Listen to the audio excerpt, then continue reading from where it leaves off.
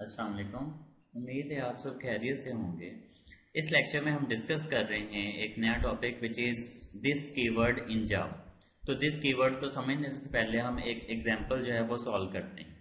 Example simple सी है, right ए class lamp. ये lamp की क्लास जब हमने ऑब्जेक्ट ओरिएंटेड प्रोग्रामिंग का इंट्रोडक्शन पढ़ा था उधर भी डिस्कस की थी।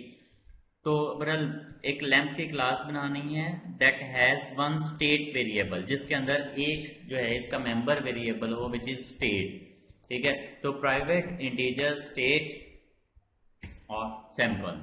तो एंड फॉलोइंग मेथड्स, और मेथड्स होने चाहिए कौन कौन से। First method to initialize state variable with 0 और 1। एक मेथड होगा जो क्या करेगा, स्टेट वेरिएबल को इनिशियलाइज करेगा विद 0 और 1। 0 मतलब कि लैंप आपकी क्या है, ऑफ है, और 1 मतलब लैंप क्या है, ऑन स्टेट में है।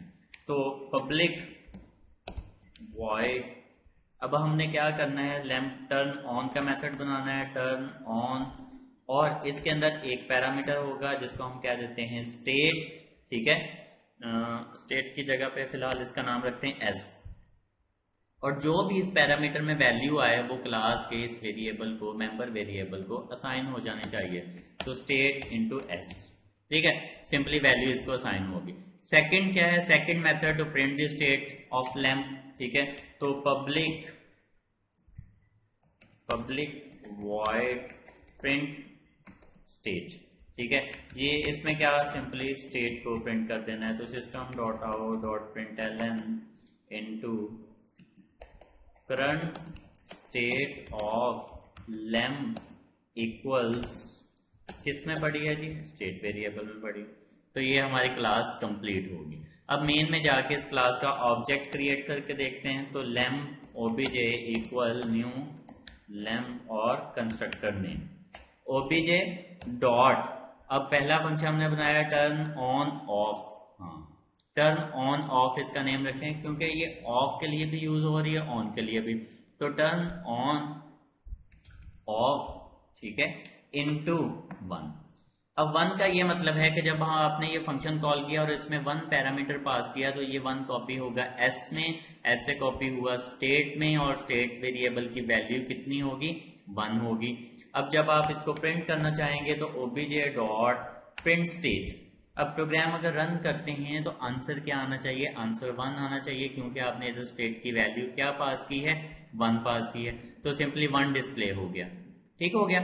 अब देखें, अगेन प्रोग्राम रन करते हैं। इधर अगर आप वैल्यू 0 कर देते हैं तो वैल्यू जो है वो 0 डिस्प्ले हो जाएगी, लैंप ऑफ होगी। ठीक है, टर्न ऑन ऑफ ये काम कर रहा है। अब क्या करते हैं, इधर मैंने इसका नेम रख दिया स्टेट।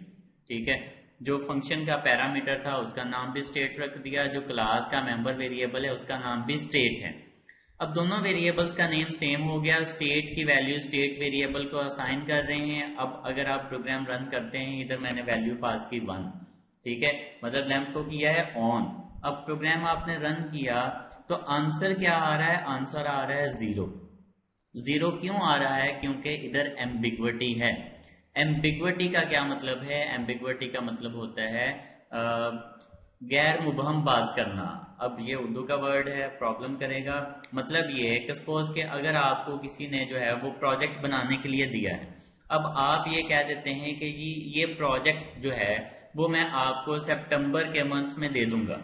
तो अब ये एम्बिगुअस स्टेटमेंट है। एम्बिगुअस स्टेटमेंट किस तरह से है, क्योंकि आपने ये मेंशन नहीं किया कि सितंबर के मंथ के शुरू में, सितंबर के मंथ के एंड में, सितंबर के मंथ के मिड में, कब आप देंगे, कोई डेट कोई डे आपने मेंशन नहीं किया, जिसको हम बोलते हैं एम्बिगुअस स्टेटमेंट। इसी तरह से एम्बिग्विटी है कि प्रोग्राम कंफ्यूज हो रहा है कि कौन सा क्लास का वेरिएबल है और कौन सा फंक्शन का वेरिएबल है।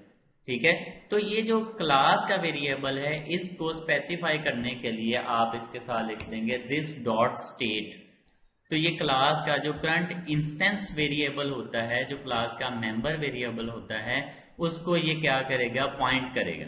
तो अब प्रोग्राम की कंफ्यूजन दूर होगी कि ये जो राइट साइड पे है ये क्लास का मेंबर वेरिएबल है, और जो लेफ्ट साइड पे है जिसके साथ दिस लगा है, इट मींस ये क्या है, ये क्लास का मेंबर वेरिएबल है। अब आप प्रोग्राम रन करेंगे वैल्यू 1 पास करके, तो अब लैंप का स्टेटस क्या आएगा, लैंप का स्टेटस आएगा ऑन। तो ये दिस कीवर्ड का यूज है कि जब भी इस तरह से कोई भी क्लास और फंक्शन के मेंबर वेरिएबल्स में क्या होती है, एम्बिग्विटी क्रिएट होती है, तो क्लास के मेंबर वेरिएबल को डिनोट करने के लिए आप उसके साथ क्या लिख देंगे, दिस कीवर्ड लिख देंगे।